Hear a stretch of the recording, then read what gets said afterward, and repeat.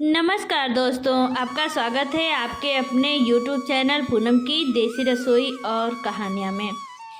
जी हाँ, अपनी ज़िंदगी में हमसे जाने अनजाने में कई ऐसी गलतियाँ हो ही जाती हैं जिसका बाद में हमें पछतावा होता है। जब हमें उस गलती का पता चलता है तब तक बहुत देर हो चुकी होती है, तब तक हम बर्बाद हो चुके होते हैं। आखिर वह कौन कौन सी गलतियां हैं जो हमें पता नहीं है और वह हमें बर्बाद करती जा रही है। चलिए आज इस कहानी में हम आपको उन्हीं गलतियों के बारे में विस्तार से बताएंगे। हम बताएंगे कि इंसान की कौन कौन सी गलतियां हैं जो इंसान को बर्बाद कर देती हैं। यदि हमें अपनी बर्बादी के कारण पता चल जाए तो हम अपने जीवन को सुखमय बना सकते हैं। बहुत समय पहले की बात है, एक नगर में एक धनी सेठ रहा करता था। उस सेठ के पास सभी प्रकार की सुख सुविधाएं थी, लेकिन उसकी कोई संतान नहीं थी। संतान ना होने के कारण वह हमेशा दुखी और चिंतित रहता था। फिर अचानक एक दिन उसे पता चलता है कि उसकी पत्नी गर्भवती है। यह जानकर वह बहुत प्रसन्न हुआ।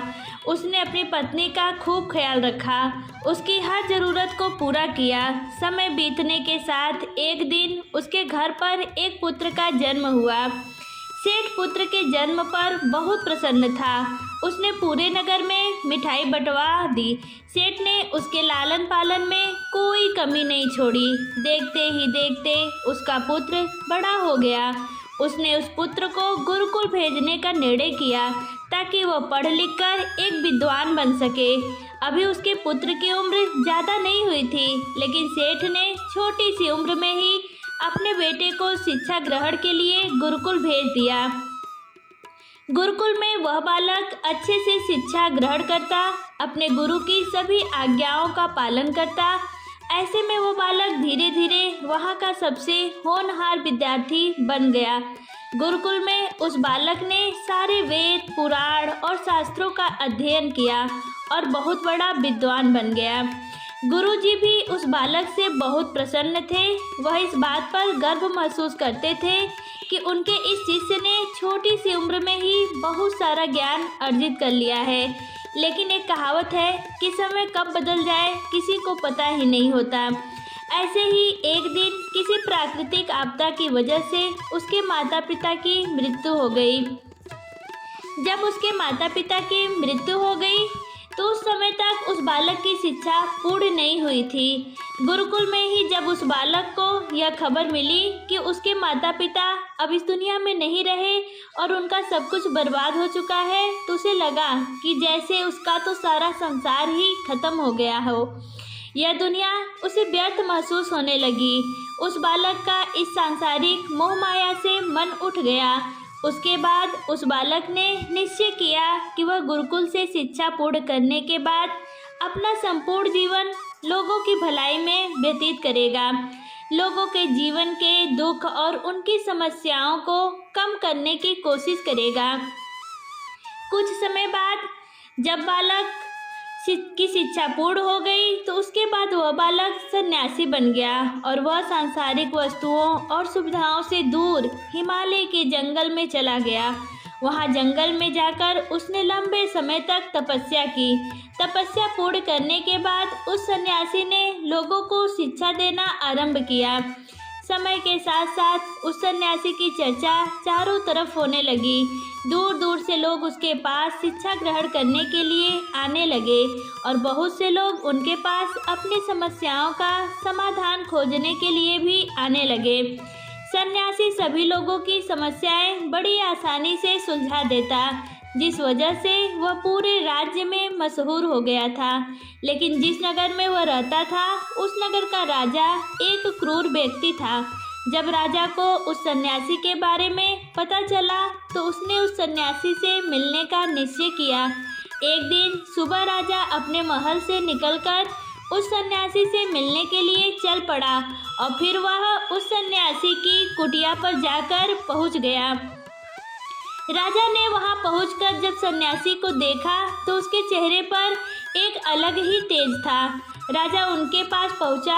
वहां जाकर उस राजा ने उस सन्यासी को प्रणाम किया और उनके पास बैठ गया और उनसे वार्तालाप करने लगा तो उसे बड़ी अपार शांति का अनुभव हुआ। वह राजा पहले ही मुलाकात से उसके व्यक्तित्व से इतना प्रभावित हुआ कि उसने उसी समय से अच्छाई के रास्ते पर चलने की ठान ली। वह मन ही मन सोचने लगा कि इतनी छोटी सी मुलाकात में यह सन्यासी मुझे इतना बदल सकता है, तो अगर यह हमेशा मेरे साथ ही रहने लगे तो मेरी तो जिंदगी ही बदल जाएगी। यही सोचकर राजा उस सन्यासी से राजमहल चलने के लिए आग्रह करने लगा।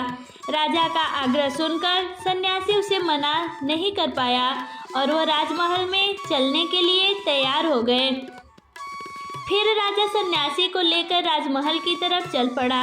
राजमहल पहुंचने पर राजा ने सन्यासी का खूब आदर सत्कार किया और उसके बाद राजा ने उस सन्यासी को एक शाही कमरे में भोजन करवाया। भोजन करने के पश्चात सन्यासी ने राजा को धन्यवाद दिया और राजा से जाने की आज्ञा मांगी, लेकिन राजा नहीं चाहता था कि सन्यासी वहां से जाए। इसलिए राजा ने कहा कि महाराज, आप हमारे बगीचे में जब तक चाहे तब तक रह सकते हैं। आपको यहाँ पर किसी तरह की भी असुविधा नहीं होगी। आप जहाँ रहेंगे तो हमारी प्रजा को भी अच्छा लगेगा और हमें भी अच्छा लगेगा। यह सुनकर सन्यासी महाराज ने राजा का प्रस्ताव स्वीकार कर लिया। उसके बाद राजा ने अपने सैनिकों से कहा कि सन्यासी महाराज के लिए बगीचे में रहने का, खाने का और वस्त्र आदि का प्रबंध किया जाए। राजा की आज्ञा के अनुसार सेवकों ने बगीचे में एक सुंदर सी कुटिया का निर्माण कर दिया। उसके बाद वह सन्यासी महाराज उसी कुटिया में रहने लगे। सन्यासी की हर तरह की ज़रूरत का पूरा ध्यान रखा जाता था और समय पर उन्हें उनकी ज़रूरत की हर चीज़ मुहैया कराई जाती थी। राजा की हर समय यही कोशिश होती थी कि सन्यासी महाराज खुश रहें और वहां से जाने के बारे में ना सोचें। सन्यासी को उस कुटिया में रहते रहते कई साल बीत गए और इस दौरान राजा ने उनकी खूब सेवा की। परंतु एक दिन राजा और रानी को किसी आवश्यक कार्य से बाहर दूसरे राज्य में जाना पड़ा। उन्होंने एक सेवक को सन्यासी महाराज की सेवा के लिए नियुक्त कर दिया, परंतु वह सेवादार राजा के जाने के बाद बीमार पड़ गया और अपने घर चला गया और फिर वह कभी वापस लौटकर नहीं आया। सन्यासी महाराज ने इसे अपना अपमान समझा और क्रोध में आकर उस राजा को खूब सुनाया और राजा से कहने लगे कि हे राजन, अगर कोई जिम्मेदारी तुम पूरी नहीं कर सकते तो वह जिम्मेदारी उठाते ही क्यों हो। तब राजा ने सन्यासी महाराज से क्षमा मांगते हुए कहा कि हे भगवान, यदि कोई मुझसे भूल हो गई हो तो मैं उसके लिए आपसे क्षमा मांगता हूँ।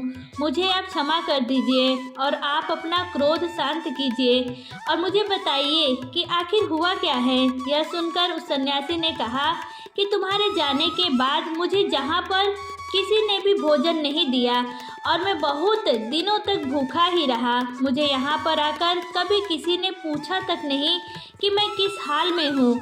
यह सुनकर राजा ने सन्यासी महाराज से फिर से क्षमा मांगी और कहा कि महाराज, आज के बाद ऐसी गलती नहीं होगी।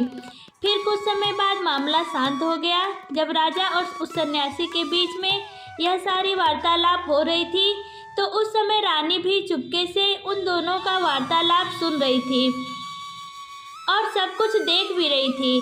उसके बाद राजा ने उस सन्यासी को कोई भी शिकायत का मौका नहीं दिया, उसकी खूब सेवा की। कुछ दिनों के बाद राजा को फिर से किसी आवश्यक कार्य से अपने से बाहर जाना पड़ा, लेकिन राजा नहीं चाहता था कि इस बार उसके पीछे से सन्यासी महाराज की देखभाल में कोई कमी रहे।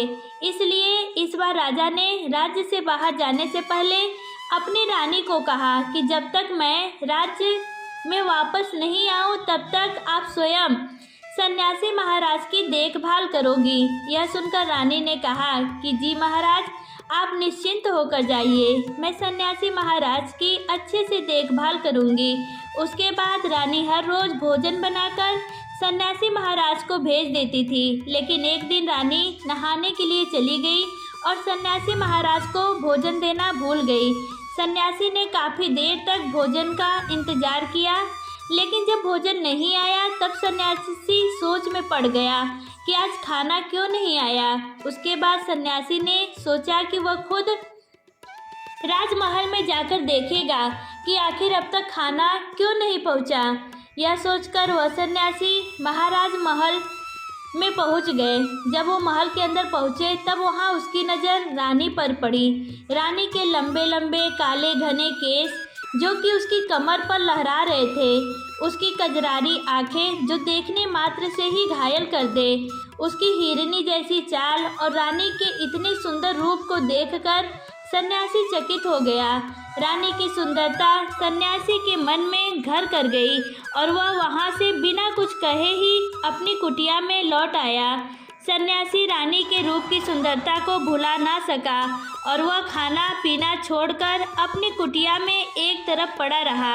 उसने कई दिनों तक कुछ भी नहीं खाया, जिस कारण वह बहुत ज़्यादा कमज़ोर हो गया। कुछ समय के बाद राजा वापस महल में लौटे तो जब उसे सन्यासी महाराज की ऐसी हालत का पता चला तो वह सीधे सन्यासी महाराज के पास पहुंच गए और बोले कि हे भगवान, क्या बात है, आपको क्या हो गया और आप इतने कमज़ोर कैसे हो गए? मेरे इस राज्य में रहते हुए आखिर आपको किस बात की चिंता है और आप किस गहरी सोच में डूबे हुए हो? हे भगवान, क्या मुझसे कोई भूल हो गई है? तब उस सन्यासी ने कहा कि नहीं राजन, आपसे कोई भूल नहीं हुई है। यह सुनकर राजा ने कहा तो फिर आखिर क्या बात है, आप मुझे बताइए, मैं आपकी परेशानी जरूर दूर करूँगा। यह सुनकर सन्यासी ने राजा से कहा कि हे राजन, मैं आपकी रानी की अद्भुत सुंदरता को देखकर उनकी सुंदरता के फेर में पड़ गया हूँ और अब मैं रानी के बिना जिंदा भी नहीं रह सकता। सन्यासी महाराज की यह बात सुनकर राजा हैरान हो गया और कुछ देर सोचने के बाद राजा ने उस सन्यासी से कहा कि हे भगवान, अगर रानी के कारण आपकी ऐसी हालत हो गई है तो मैं आपको रानी दे दूंगा। राजा की यह बात सुनकर सन्यासी बहुत प्रसन्न हुआ। इसके बाद राजा सन्यासी को लेकर महल पहुँचे तो उस दिन रानी ने अपने सबसे सुंदर वस्त्र और गहने पहने हुए थे। राजा रानी के पास महल में पहुँचे और राजा ने रानी से कहा कि आपको इस सन्यासी महाराज की मदद करनी चाहिए। यह बहुत कमज़ोर पड़ गए हैं और मैं नहीं चाहता कि किसी ज्ञानी पुरुष की हत्या का कलंक मेरे सिर पर लगे। उसके बाद राजा ने रानी से पूछा कि क्या यह पाप आप अपने सिर पर लेना चाहती हैं? राजा की यह बात सुनकर रानी ने राजा से पूछा कि आखिर इस सन्यासी महाराज के दुख का कारण क्या है? राजा ने रानी से कहा, यह सन्यासी आपकी अद्भुत सुंदरता के दीवाने हो गए हैं।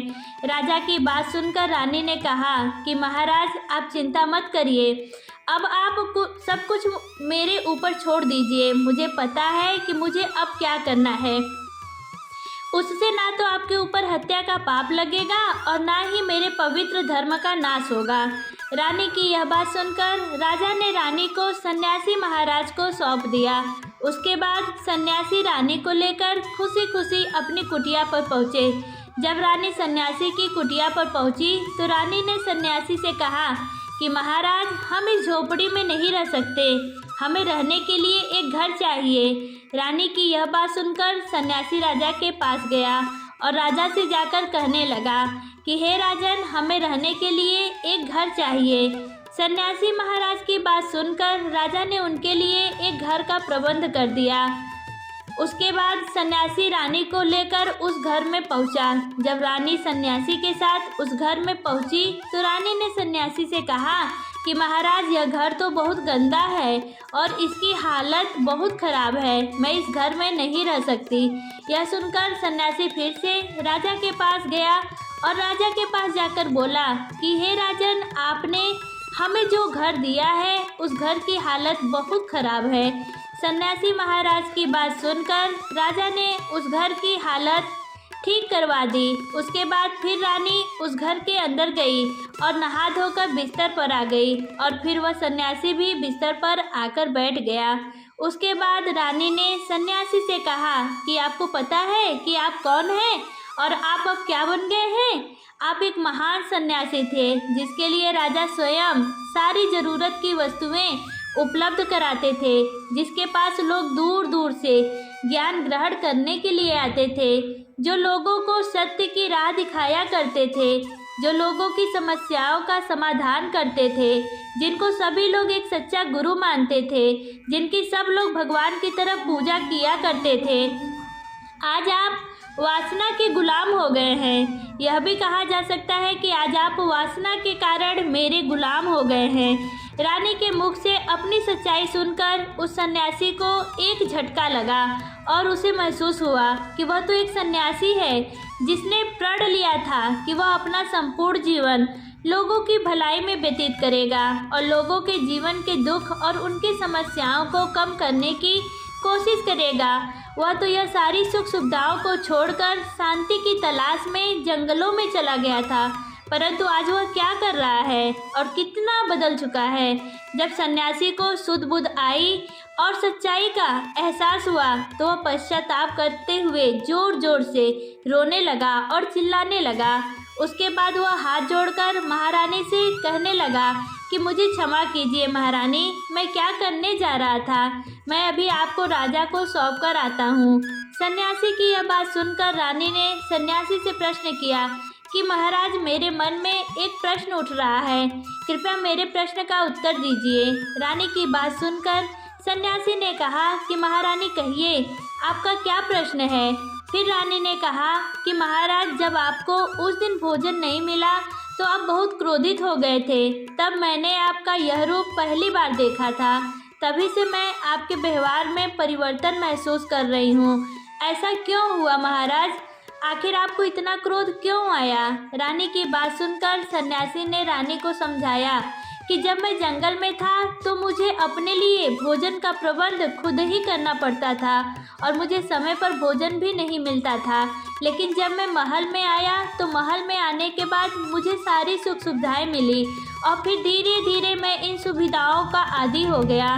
मैं सुख सुविधाओं के मोह में फंस गया, मुझे इसके प्रति लगाव उत्पन्न हो गया और फिर मुझे इसको पाने का लालच उत्पन्न हुआ और एक समय आया जब मुझे लगा यह सब पाना तो मेरा अधिकार है।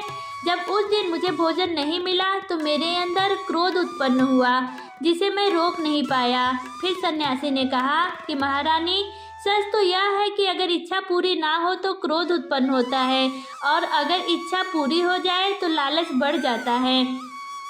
सन्यासी ने रानी से कहा कि महारानी, हाँ पर रहते हुए मेरी सभी इच्छा पूरी होती रही और यह इच्छा की पूर्ति ही मुझे वासना के द्वार तक लेकर आई और मैं आपके प्रति आकर्षित हो गया। इसके बाद वह सन्यासी रानी को लेकर राजा के पास गया और राजा से क्षमा मांगते हुए बोला कि राजन, मुझे क्षमा कर दीजिए, मुझे अपनी गलती का एहसास हो गया है। यह लो आपकी रानी, मुझे यह सब नहीं चाहिए।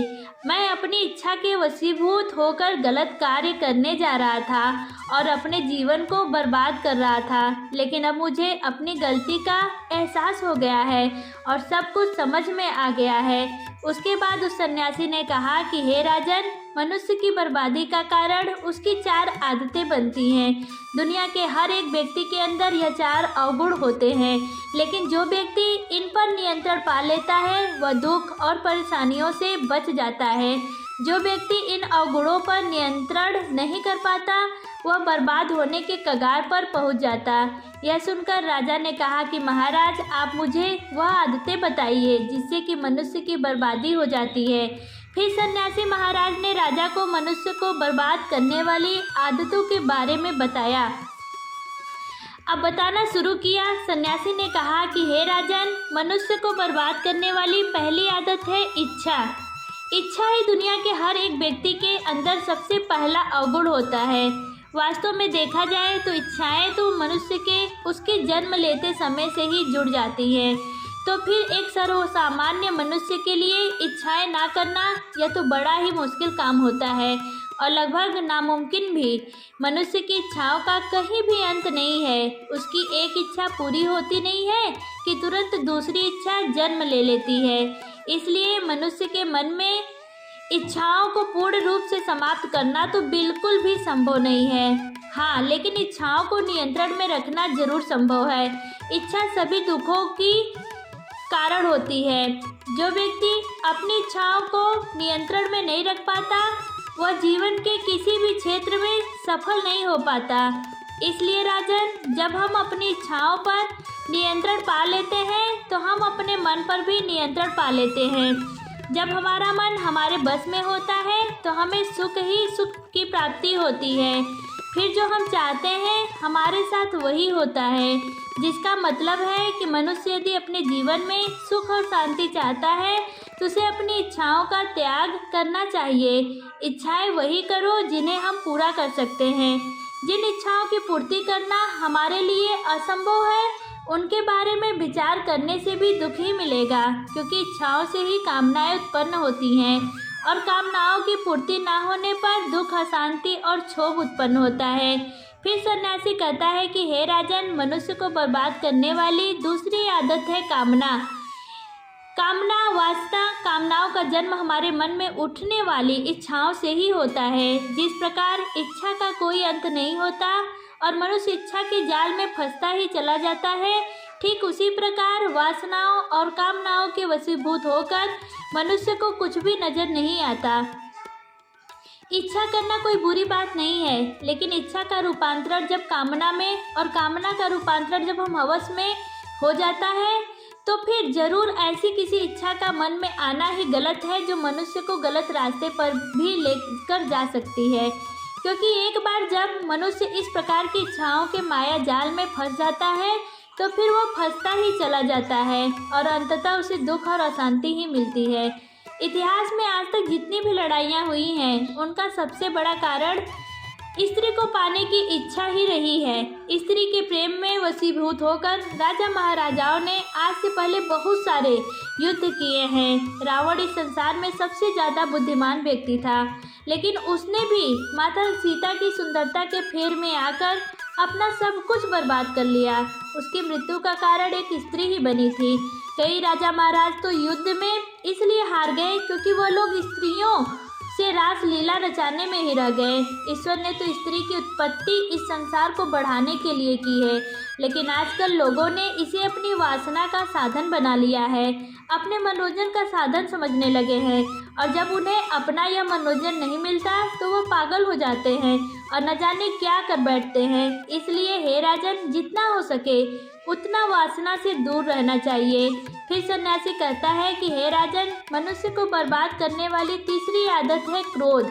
यह मनुष्य का मूल स्वभाव है कि जब उसके मन की इच्छाओं की पूर्ति होने लगती है तो वह और इच्छाएं करने लगता है, और जब उसकी छोटी छोटी इच्छाएं आसानी से पूरी होती जाती हैं तो धीरे धीरे वह उनसे थोड़ा और बड़ा सोचने लगता है, और इसी तरह बड़ा सोचते सोचते वो बड़ी बड़ी और अमर्यादित इच्छाएं करने लगता है। और जब उसकी वह इच्छाएं पूरी नहीं होती तो फिर उसके मन में क्रोध उत्पन्न होता है। क्रोध पर उसका नियंत्रण नहीं होता। जब क्रोध पर उसका नियंत्रण नहीं होता तो फिर वह क्रोध में आकर कई गलत निर्णय ले लेता है। क्रोध में वह दूसरों को भला बुरा कह देता है, गालियाँ निकाल देता है। जब उसका क्रोध शांत होता है तो उसे अपनी गलती का एहसास होता है, लेकिन तब तक तो सब कुछ बर्बाद हो चुका होता है। क्रोध के कारण मनुष्य के कई बने बनाए काम भी बिगड़ जाते हैं। जब मनुष्य के भीतर क्रोध उत्पन्न होता है तो वह अंदर से बहुत कमज़ोर हो जाता है। एक कमज़ोर मनुष्य कुछ भी नहीं कर सकता, उसे कभी भी सफलता हासिल नहीं हो सकती। क्रोध हमारे भीतर तनाव को उत्पन्न करता है, और अगर एक बार हम तनाव में चले गए तो हमारा पूरा जीवन बर्बाद हो जाता है। क्रोध से अशांति और अशांति से दुख उत्पन्न होता है। फिर सन्यासी कहता है कि हे राजन, मनुष्य को बर्बाद करने वाली चौथी आदत है लालच। लालच पैदा होने के कारण हमारी महत्वाकांक्षा होती है। हर एक व्यक्ति अपने जीवन में सुख, समृद्धि और यश की कामना तो करता ही है, लेकिन जाने अनजाने में उन्हें पूरा करने के लिए वह लालच करता है, और लालच में पड़कर हम बहुत से लोगों का बुरा कर देते हैं। हर व्यक्ति ऊंचे से ऊंचा पद पाना चाहता है, लेकिन इस होड़ में वे सभी अपनी सुख शांति को भी दांव पर लगा देते हैं। हर मनुष्य के जीवन में कभी न कभी ऐसे अवसर अवश्य आते हैं जब वो लालच कर बैठता है, और अधिक पाने की लालसा में वो सब कुछ ऐसा कर बैठता है जिससे जो उसके पास था वह भी उसे गवा देता है। यदि हम दूसरों को देखकर उनके पास जो है उसे पाने की इच्छा करेंगे तो जो कुछ भी हमारे पास है उसकी कदर ही नहीं कर पाएंगे। यह बात बुरी जरूर लग सकती है, लेकिन यह सच है कि हर इंसान के पास उसकी क्षमता और योग्यता के अनुसार ही सब कुछ होता है। हे राजन, लालच का फल सदैव बुरा होता है। जो व्यक्ति लालच करता है वह कामयाबी से कोसों दूर रहता है, क्योंकि एक न एक दिन लालच का दुष्परिणाम सामने आता ही है। अगर हम समय रहते ही लालच को त्याग दें और उसके फेर में ना पड़े तो हम एक सफल व्यक्ति अवश्य बन सकते हैं। फिर अंत में सन्यासी राजा से कहता है कि हे राजन, अगर मनुष्य इन सभी बातों को छोड़ देता है तो उसे जीवन में सफल होने से कोई नहीं रोक सकता।